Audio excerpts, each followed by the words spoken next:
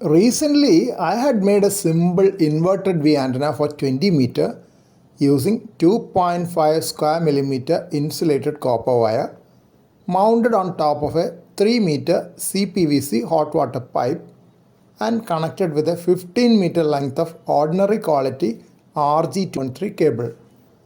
The RG213 cable had copper clad aluminium as conductors. The antenna mast was mounted on the first floor balcony fence so that the total height from the ground would be about 7 meter.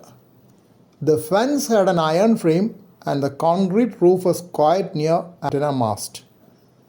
There was a 40 meter modified inverted V antenna and a dual band VHF UHF Moxon Yagi nearby.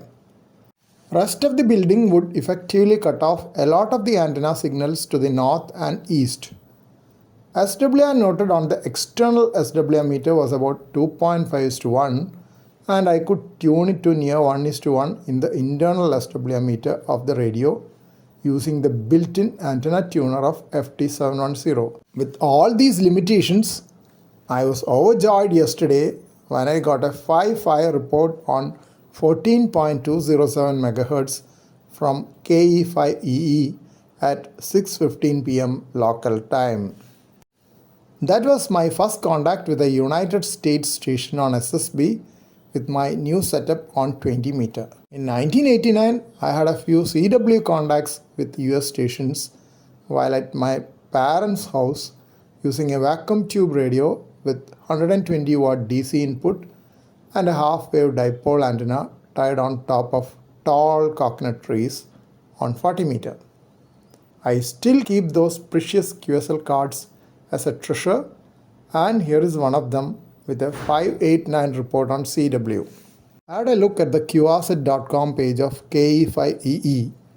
I was wonderstruck to see the huge antenna farm. It was indeed a superstation, the dream of every radio amateur. He has mentioned that he has 9 antenna towers and the 10th one is on the way.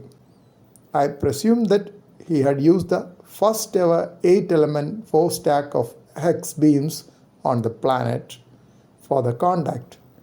Otherwise, you could not have picked up the signals from my minuscule antenna from the other side of the globe. Here is the schematic of a single band hex beam from one of my previous articles. You can see his wonderful antenna farm at his qrset.com page. As it was evening time here, I presume that it was gray line propagation from my region to the United States of America. According to qrset.com, the distance to his location by short path was about 15,000 km and that by long path about 25,000 km.